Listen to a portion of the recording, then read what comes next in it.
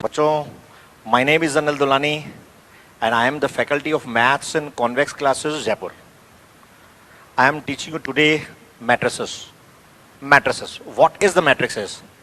Matrix is the arrangement of mn numbers. m horizontal row होता है और n number of columns होता है. हम बात जब mn की करें तो m हमेशा पहला ये नंबर ऑफ रो को और n नंबर ऑफ ये रो को और n जो है वो नंबर ऑफ कॉलम्स को रिप्रेजेंट करता है. नंबर ऑफ कॉलम्स को रिप्रेजेंट करता है. जैसे एग्जांपल के लिए हम बात करें कि अगर कोई मैट्रिक्स A 2 क्रॉस 3 की है, 2 क्रॉस 3 की है, इसका मतलब इस मैट्रिक्स में कुल 2 रो होनी चाहिए. ये नंबर ऑफ रो है, 2 रो होनी चाहिए और 3 कॉलम्स होने चाहिए. जैसे ABC और यहां हमने लिखा X, Y और Z. This matrix is of order 2 cross 3. इसके अंदर जो एलिमेंट हमने लिखे हैं वो हमेशा स्मॉल लेटर लिखे जाते हैं. मैट्रिक्स के अंदर लिखे जाने वाले एलिमेंट्स हमेशा स्मॉल लेटर यूज किए जाते हैं और मैट्रिक्स खुद हमेशा कैपिटल लेटर से रिप्रेजेंट की जाती है. हॉरिजॉन्टल अरेंजमेंट को रो कहते हैं. This horizontal arrangement is called first row, this is called second row. This is first row. Row को हम लिखेंगे R for row, R1 row first, this is called row second, this is column number first, column number second and this is column number third. इस matrix के order की हम बात करें तो ऑर्डर को लिखा जाता है O A से. O for order of matrix A, that is write as 2 cross 3, that also can be read as 2 by 3. 2 by 3. 2 यहां पर क्या रिप्रेजेंट करेगा? नंबर ऑफ रो को रिप्रेजेंट करता है और 3 क्या रिप्रेजेंट करता है? नंबर ऑफ कॉलम को रिप्रेजेंट करता है. आप ये कहें कि सर हम 2 इंटू 3 को अगर 6 लिख दें तो क्या ये इसका ऑर्डर हुआ क्या? नहीं. अगर हम इसको 6 लिख दें तो ये 6 क्या रिप्रेजेंट करेगा? ये 6 represent the total number of present element in that matrix. मतलब उस मैट्रिक्स में कुछ मौजूद एलिमेंट्स की संख्या 6 है. That means this is first element, second, third, fourth, fifth and sixth. Total number of element present in this matrix is 6 and the order of this matrix is 2 cross 3. And this is called first row, second row and this is called first column, this is second column and this is third column. मतलब this is the matrix of order 2 cross 3 और 2 by 3. अब हम बात करते हैं matrix के general form की.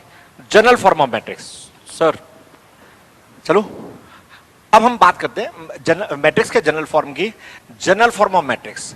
हमने आपसे कहा मैट्रिक्स खुद हमेशा कैपिटल लेटर से रिप्रेजेंट किया जाता है और मैट्रिक्स को रिप्रेजेंट करने के 2 तरीके होते हैं. Matrix either can be represent by this box bracket और बाय दिस और बाय दीज 2 सिंबल्स. मतलब रिप्रेजेंटेशन ऑफ मैट्रिक्स ये 3 तरह का होता है, 1, 2 और 3. अब हम बात करें मैट्रिक्स के जनरल फॉर्म की. मैट्रिक्स का जनरल फॉर्म देखिए, हमने अगर m क्रॉस n की मैट्रिक्स की बात करी है तो इस मैट्रिक्स में m रो n कॉलम होने चाहिए. इसको हम कहते हैं फर्स्ट रो, इसको हम कहते हैं सेकंड रो, इसको हम कहेंगे थर्ड रो और लास्ट वाले को हम कहेंगे mth रो. बात करें कॉलम की तो this is called first column, this is called second column, this is called third column and this is called nth column. nth column. This is the element of first row, first column. This is the element of first row, second column, first row, third column and this is called first row, nth column. हम बात करते हैं इसकी, इस element की. ये row है second, column है first. This is read as, this is the element of second row, first column, second row, second column, second row, third column and this is called second row, nth column. This element is called the element of third row, first column. This is called third row, second column, third row, third column and this one is known as third row, nth column. And this last one is called, this is the element of mth row, first column, mth row, second column, mth row, third column and this last one is called mth row, nth column. बात करें हम इस matrix के order की तो इस matrix का order जो होगा वो हमेशा m क्रॉस n होगा. m क्या रिप्रेजेंट करेगा? नंबर ऑफ रो को रिप्रेजेंट करेगा. n क्या रिप्रेजेंट करेगा? नंबर ऑफ कॉलम्स रिप्रेजेंट करेगा. और m इंटू n को मल्टीप्लाई कर दिया जाए तो mn क्या रिप्रेजेंट करता है? This represent the total number of present element in this matrix. अब एक और बात करेंगे हम aij की. aij को भी मैं पढ़ना चाहता हूं. जैसे मैंने अभी इसको पढ़ते समय लिखा था, this is the element of second row, third column. ऐसे ही aij को लिखा जाता है, this is the element of ith row and jth column. ये इसको रीड करने का तरीका है, this is the element of ith row jth column, first element always represent number of row, j represent number of columns. ये matrix का general form है।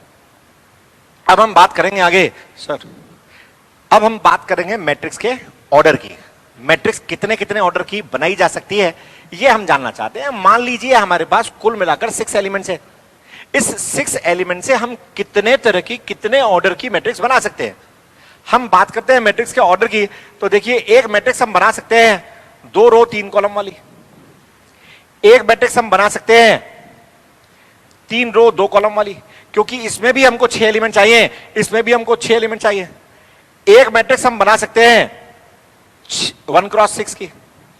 एक मैट्रिक्स हम बना सकते हैं 6 क्रॉस 1 की। मतलब हम बात करें अगर टोटल 6 एलिमेंट को यूज करके बनाई जा सकने वाली मैट्रिक्स की, तो इस मैट्रिक्स के जितने डिफरेंट फैक्टर्स किए जा सकते हैं, फैक्टर्स 6 के फैक्टर में कर सकता हूं 6 इंटू 1, 1 इंटू 6, 2 इंटू 3 और 3 इंटू 2। मतलब total number of factors of this total element 6 represent the number of order matrix can be form with this 6 element.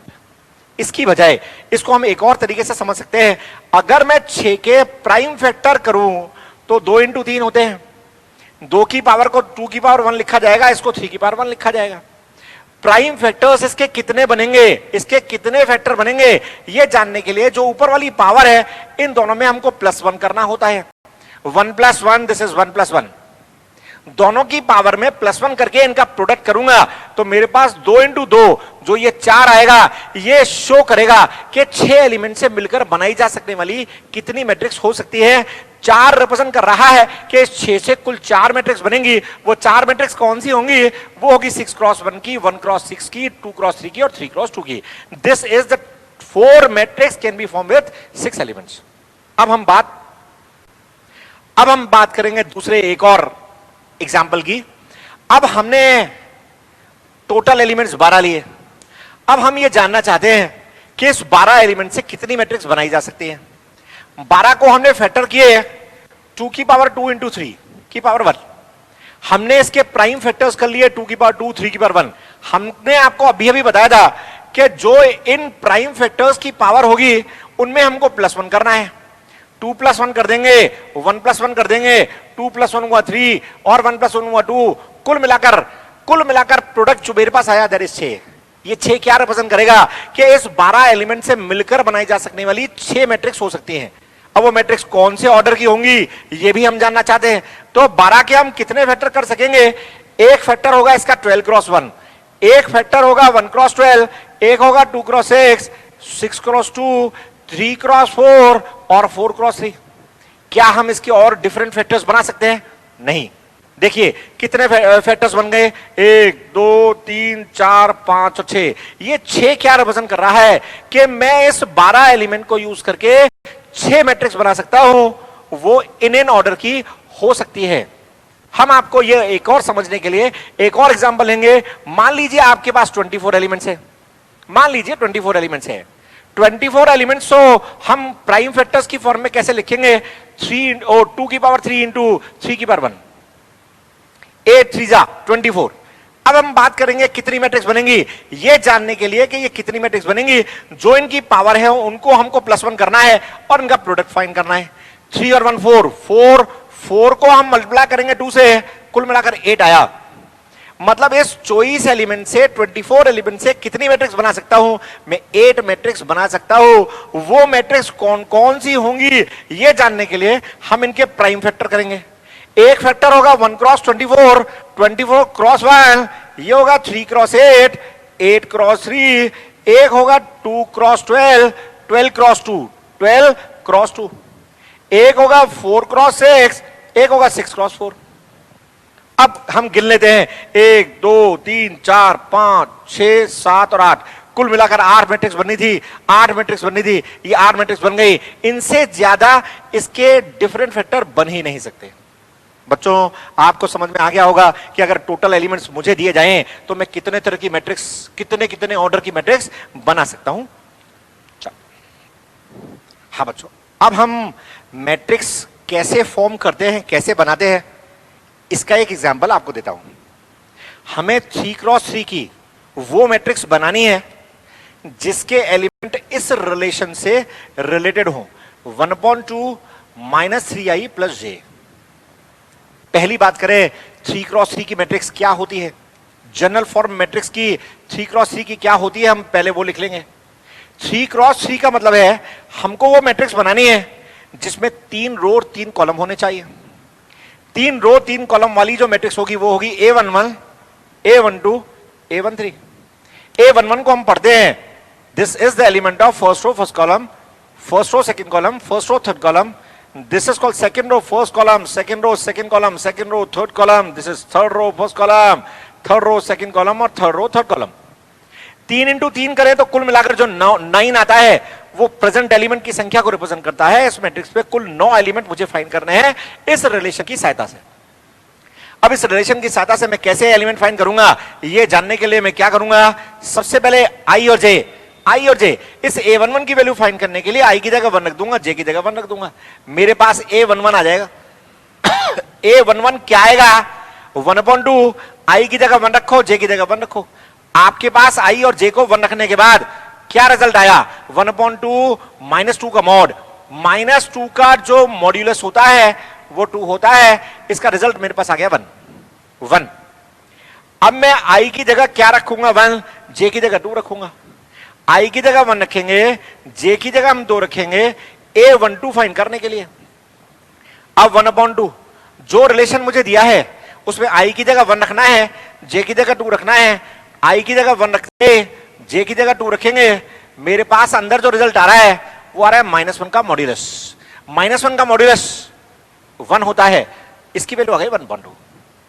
अब मैं आई की जगह यहां पर देखकर आई की जगह 1 रखूंगा, जे की जगह 3 रखूंगा। आई और जे दोनों, ये दोनों इस दिए गए रिलेशन में सब्स्टिट्यूट करेंगे। क्या आ गया मेरे पास, ये आ गया 1/2। आई की जगह 1 रखो और जे की जगह क्या रखना है, 3 रखना है। आई की जगह 1 रखा, जे की जगह मैंने यहां 3 रखा। क्या रिजल्ट मेरे पास आ गया, 1/2 × 0 दैट इज इक्वल टू 0। हमने 3 एलिमेंट फाइंड कर लिए। अब हम बाकी 6 एलिमेंट फाइंड करेंगे। इनकी वैल्यू फाइंड करने के लिए, इसकी वैल्यू फाइंड करने के लिए आई की जगह हम 2 रखेंगे, जे की जगह 1 रखेंगे। इस की वैल्यू क्या आएगी, A21 इज इक्वल टू 1/2 -3। आई की जगह 2 रखना है, जे की जगह 1 रखना है। क्या आ जाएगा, 1/2 -6 + का 1, 1/2 -5 का मॉड्यूलस आ गया, जिसे हम सिर्फ 5 लिखेंगे। रिजल्ट आ गया 5/2। अब मैं वैल्यू फाइंड करना चाहता हूं A22 की, तो 22 की वैल्यू फाइंड करने के लिए आई और जे दोनों को 22 रख देंगे। A22 इज इक्वल टू 1/2 -3, आई की जगह 2, जे की जगह 2 रखना है। क्या आ गया, 1/2 -6 + का 2, माइनस का 4 मॉडुलस होता है। 1/2 4 के मॉड को 4 लिखते हैं और इसको सॉल्व करने पर 2 आता है। अब हम बात करेंगे A23 की वैल्यू फाइंड करेंगे। A23 की वैल्यू फाइंड करने के लिए आई की जगह 2 रखना पड़ेगा, जे की जगह 3 रखना पड़ेगा। मेरे पास A23 की वैल्यू क्या आएगी, 1/2 आई की जगह हम 2 रखेंगे, जे की जगह 3 रखेंगे। क्या रिजल्ट मेरे पास निकल कर आया, 1/2 -6 + का 3, ये मेरे पास आ गया 1/2 -3 का मॉड दैट इज 3/2। मैंने अब नेक्स्ट सेकंड रो के तीनों एलिमेंट फाइंड कर लिए हैं। अब मुझे A31 फाइंड करना है। A31 की वैल्यू फाइंड करने के लिए आई की जगह 3 रखेंगे, जे की जगह 1 रखेंगे। A31 की वैल्यू मेरे पास क्या आएगी, ये आएगी 1/2, आई की जगह 3 रखो, जे की जगह 1 रख दो। क्या रिजल्ट निकलकर मेरे पास आएगा, ये आएगा -9 + का 1, -9 + का 1 -8 का मॉड हुआ। इसको हम 8 लिखेंगे, सॉल्व करने पर 4 आता है। अब मैं क्या फाइंड करना चाहता हूं, A32 फाइंड करना चाहता हूं। A32 की वैल्यू फाइंड करने के लिए आई की जगह 3 रखेंगे और जे की जगह 2 रखेंगे, 2 रखेंगे। क्या आएगा मेरे पास, A32 is equal to 1/2 minus का 3, आई की जगह हमने 3 रखा, जे की जगह हमने 2 रखा। रिजल्ट हमारे पास निकल कर क्या आया, 1/2, ये आ गया -7 का modulus that is equal to 7/2। अब हम बात करते हैं A33 की। आई की जगह 3 रखेंगे, जे की जगह 3 रखेंगे। A33 is equal to 1/2। अब आई की जगह 3 और जे की जगह 3 रखो, बताओ आई की जगह 3 रखने पर क्या आया, माइनस का 9 प्लस का 3 1/2, यहां आ गया -6 का मॉड, 6 को 2 से डिवाइड करेंगे रिजल्ट आएगा 3। हमने 3 एलिमेंट पहले फाइंड किए, 3 इसके बाद और 3 इसके बाद। ये जो वैल्यू मैंने फाइंड की ये उठाकर मैट्रिक्स में सब्स्टिट्यूट कर देंगे और मैट्रिक्स की वैल्यू आएगी। क्या आया मेरे पास, पहला रिजल्ट क्या था, पहला एलिमेंट 1 था, A12 की वैल्यू क्या थी 1/2 और A13 की वैल्यू क्या थी 0। A21 मैंने फाइंड किया था 5/2, A22 मैंने फाइंड किया दैट इज 2, A23 मैंने फाइंड किया दैट इज 3/2, A31 मैंने फाइंड किया दैट इज 4, A32 फाइंड किया 7/2, A33 मेरे पास क्या आ गया